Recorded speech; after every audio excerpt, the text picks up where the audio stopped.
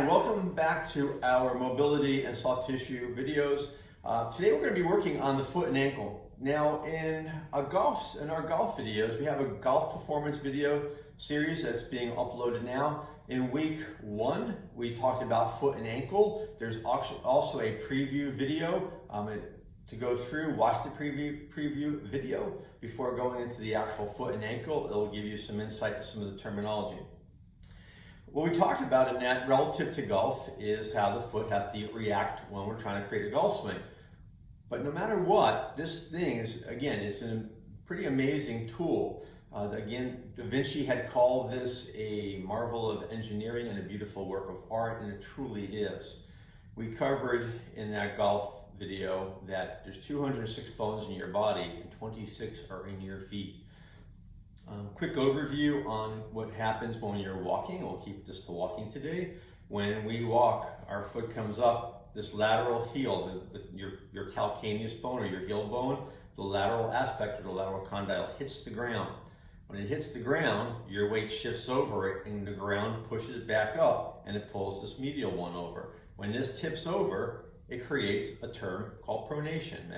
Most everybody's heard of overpronating, if not pronation itself. But the foot pronates.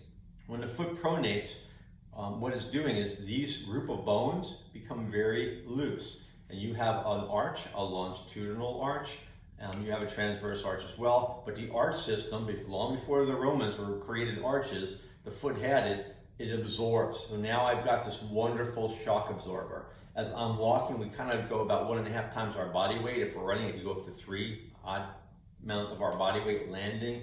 So this beautiful shock absorber catches it, it loads. When it loads in that pronated position, this tibia bone is turning this way, which turns the femur, the big leg bone, and that loads your hip. We talked about how the foot is, so if I have a light switch and a light bulb, I walk in the room, I tap on the switch, light doesn't come on. Is it my bulb or is it my switch? This is your switch. Every time your foot hits the ground, it sends a chain reaction through your body up to the base of your neck as you're walking. So this shock absorption is critical to turning on the light bulb that is the hips, those big butt muscles. God gave us big butts for a reason. It's because they absorb all this gravity and ground reaction forces. And for you guys who don't have butts, if your pants not staying on without a belt, got to work on that. You need to have some muscle back here to help control those forces. So as the foot collapses, it absorbs shock. Now my other leg, as it's swinging through, it turns the pelvis, turns those big leg bones, and all of a sudden down here, that tibia bone turns back out. It stands these bones back up, it suppresses them, it puts them in what we call a locked position, and it allows me now a firm lever. So it went from a shock absorber to a firm lever, all within that quick gait motion. And that firm lever, I step over, my big toe kind of gets out, bends out of the way as I step, and then this leg will swing through. As we're just in life, being on our feet, and sometimes we have funky feet for different reasons, sometimes we're born with weird feet, sometimes just a life of doing things. Feet can become really tired, really sore.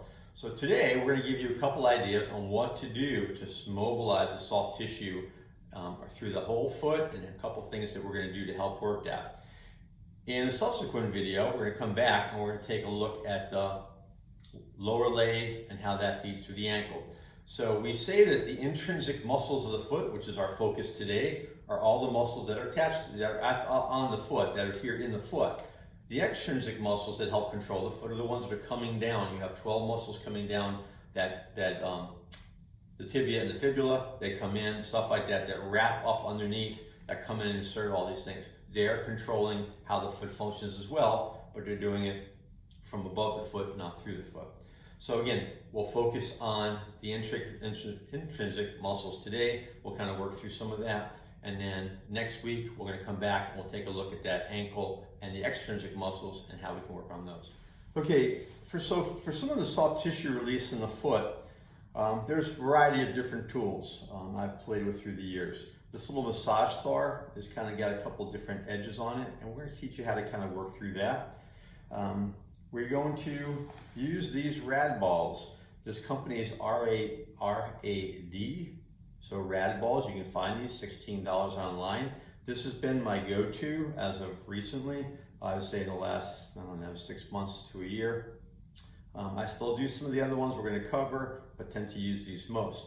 Would highly recommend you do this pretty much daily. Make it part of your routine. Don't do it just because my foot hurts and so forth. Like anything else in fitness, if you do these things with consistency, they don't come back. If you're having issues, and even if you're not having issues, these can help prevent issues. Last, we're going to actually teach you this Theragun. And again, I want to just thank Greg Brown for allowing us to borrow this. There's a lot of different tools in the market, and we're just going to cover how we can use some of these for our feet. We're going to start off using the Rad Balls. Now again, we have 3 different sizes for the Rad Balls.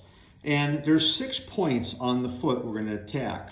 We're going to start up right here outside the ball of the foot, just dropping off in here is going to be your number 1, okay?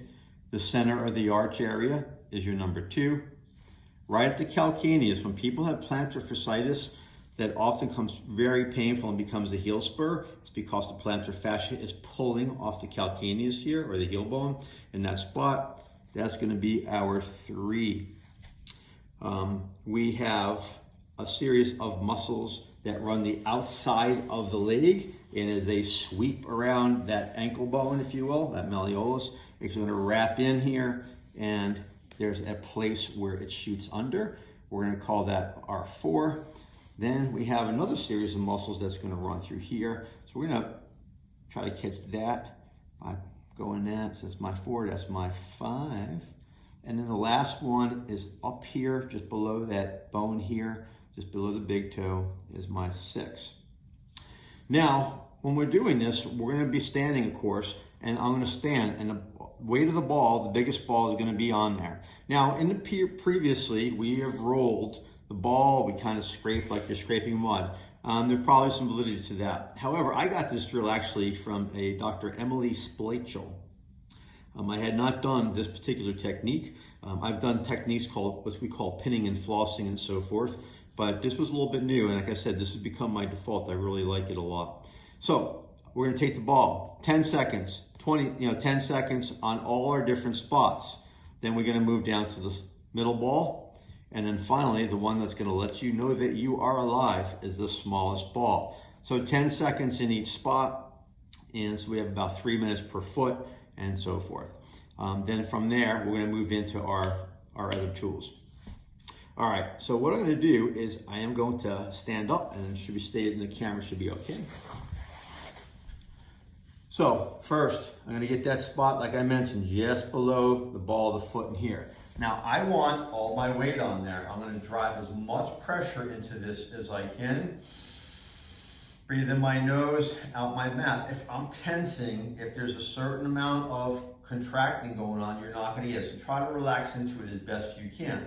And of course, like I said, I'm going to come into that second position. I'm not going to do the full 10 seconds because it'll take the video too long. And then now I'm down by the heel, and we'll hit that. Then I roll to just this little bit of that outer aspect. Let me show it in the video from about here. I'm going to drop into, that's my 0.4. 0.5 is going to come right about in that part of the arch, right about there. I'm going to drop into that. And then the last one is up and through here. And I push, I get as much pressure as I can tolerate, and so forth. Once I am done with that, I repeat that process with my medium ball. And like I said, if you want to know that you're still alive, this ball will pretty much give you that. I drive as much pressure. I'm on a little bit of a carpet here. It's not bad, but obviously on a harder floor, especially with the small ball, it'll make a difference. Back into my second point, my third, and I make my way through all 6 points. Now,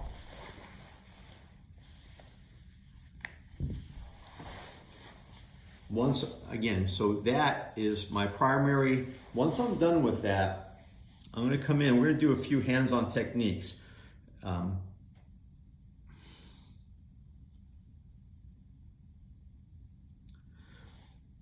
Okay, now that I'm done with the tissue release to the bottom, I could do some tissue release to the top of the foot. And there's different aspects of the foot where I can drive the ball. I can come in here, and oftentimes I'm just gonna take a ball. Now this has a little bit of a rubber grip. I can pin that, turn it, and I can work through some of the tissue in a variety of different ways. Similarly, on the tops of the foot, get my camera in here. If I have anything that's bothering me, I can take this. Notice I take it, I bring the skin, and I can just work around through it. I use these techniques, but not nearly as much as I do the techniques on the bottom of the foot. Okay, another option is using a tool, something like this massage, this star massage. Now again, I'm pretty much always been an experimenter as I try to learn new ideas, find new tools. And so on this, again, I can come in, I can find my points, and if I needed to, I can just kind of work through it. This has a couple different ways I can work that. I can work my particular points using some of these techniques. I can come in here more with the broad-based one, and where I'm going to actually work through some of that fascial tissue. Now again, it's important if you're doing this, it's not so painful that you're going to tense up. A lot of times I would take the toes, put that under a little bit of pressure, and then just gently try to find my way through it. I can slack it, pin it, and then work that as well. Once I've done my soft tissue techniques, and again, the Rad Balls is my preference, I'm going to come in and I'm going to work through my toes. Now, again, there's different techniques. You don't have the Rad Balls, and I suggest getting them. They're on Amazon. But I can come in and just do a little soft tissue work on my own. I'm going to come in here. I'm going to grab my fingers, and I basically start pulling. I'm going to work through that arch and just kind of work. I'm going to do that little bit of soft tissue in here. I can work through it. I'm going to take my fingers. I do this in two different directions. Oftentimes, I'm just going to take my fingers and to interlace my toes. And then from this position, I can pull my toes out and wiggle those through. See if I can get the better camera angle. I can work the tissue on slack and then just gently try to mobilize all that. I'm taking my hands, I'm actually wringing my foot like if it was a wash rag, and I can open that up. Now for people who have issues with their big toe, so the big toe is supposed to have about 65 degrees of motion in it. Through gait, we use about 30, 35 degrees. And a lot of times I assess people, and that does not want to move. And what happens is, through poor biomechanics, for whatever reasons, these two bones, which are supposed to separate upon gait, start rubbing. And if they rub, two things can happen. Depending on how the pressure is, it can drive a bunion. Sometimes you'll have the bunion and the toe's frozen. Sometimes we'll have the toe stay straight, but this joint is blocked, it won't move. So if there is a bony structure and a lot of bone buildup, probably not gonna pick up much back on that. But sometimes we just have soft tissue issues that are restricting us. So what we can do is, once we've worked all that tissue, is pull the toe, just pull that toe out. And again, you can play a couple different positions, but I just usually, with people as I'm teaching, just have them pull that out. And now this bone I push down. I'm trying to create clearance. I'll push that away, and I'm just going to try to mobilize that back. Now, if you're doing this and you're getting pain, it means you're rubbing along the bone. Don't do that. So try to see if you can create clearance. So I've done all my soft tissue work first. I've used my Rad Balls or whatever tool. I've tried to work through that. I've split that. I've worked through my toes, and now I can try to work and pull that and drive that. I guess, the hands could work a couple different ways. I could run it from this side, try to work in through that position as well. And again, where I can just wring and try to work that around just to try to open that up. Okay, once we've done that, now we're gonna go into some things that just do a little bit of strengthening. Again, we're gonna focus on just a particular drill. It's called the short foot drill that works through some of these intrinsic muscles. Next week's video, we'll get back into some of the balance reaches that we shared in our golf video. Another tool that could be used for the foot, but really for anywhere in the body, is something called a Theragun. I want to thank Greg Brown for allowing us to borrow his. This is a vibratory tool. It helps to create a massage, but this is vibration. There's a lot of studies on vibration in various forms, how it helps stimulate the connective tissue, collagen systems, and so forth.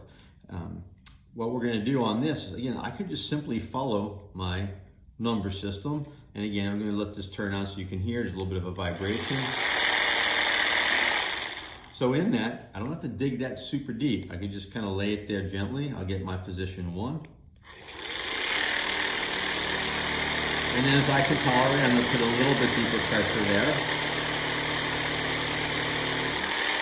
Same thing on my number 2. And work my way around. Now, if you have pain, especially around that heel bone, go easy. I wouldn't go on that. Work around it. Should not cause any pain at all. You got to be careful. You don't want to do this on hard surfaces, such as your bones. So you're trying to stay into the meaty areas. So on the top of the foot might not be quite the tool you'll need because again, there's not a whole lot protecting the top of those bones here. Okay. Now again, this is a great tool for any other part of the body, but just wanted to share that with you because there's a lot of neat options out there. Okay, so once we've worked on our soft tissue, what we're going to do is we're going to integrate a foot drill. It is called a short foot, and the idea of that is we're going to engage all these intrinsic muscles. Now, besides strengthening that, the various fascial experts, and again, I will not put myself there, I try to learn as much as I can on these, we have what are called fascial lines. So the fascia is a connective tissue, if you will, that runs through the whole system, and we have these lines, anterior, posterior, spiral lines, and so forth. And that's when we're doing all the patterns we teach you, you're basically loading these fascial lines as much, if not more, than the actual muscular system. They work together, but as the fascial lines are developed and trained, they're very elastic-like. We're going to do this short foot, and again, according to these experts, when it's tied in with diaphragmatic breathing and pushing, it actually ties how that fascial line runs up into your core. Above my pay grade, don't fully understand it. I'm a strength and conditioning guy, but I'll take you through it and we'll see what kind of results you get with it. So I'm going to reset my camera down in a little bit of an angle here.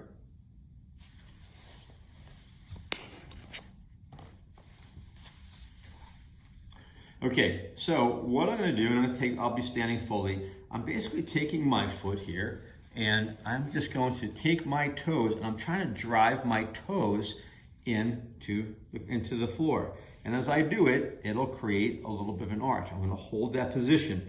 Now, as I'm standing, as I do that, I want to exhale, and if you can, you're contracting muscles within your pelvis to help lift that. Again, it creates tension along this fascial line.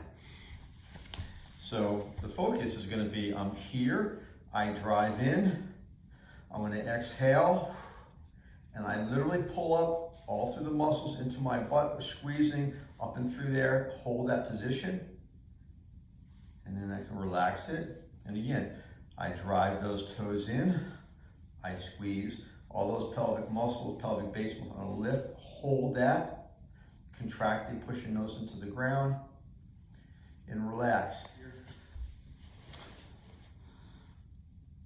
I'm not aware of any perfect number of sets repetitions. I say start, with 5, build to 10, hold it for a good 10-15 seconds per application, and just build from there. And again, so next week, we're going to focus now on the ankle. We're going to teach you some soft tissue techniques to work through the calf muscles and how we're going to work that, and then how we go back to mobilizing the actual ankle joint itself. Thanks.